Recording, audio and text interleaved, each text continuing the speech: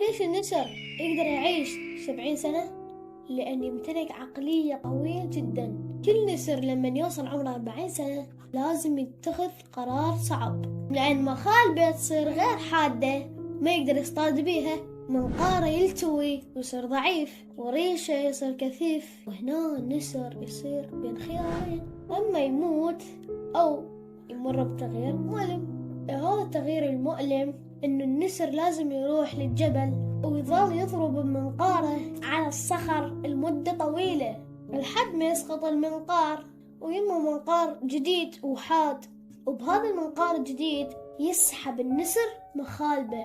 لما تسقط المخالب تنمو مخالب جديدة، وبهاي المخالب الجديدة يسحب أو يزيل ريش الكثيف. وهاي الرحلة راح تستمر أكثر من 150 يوم.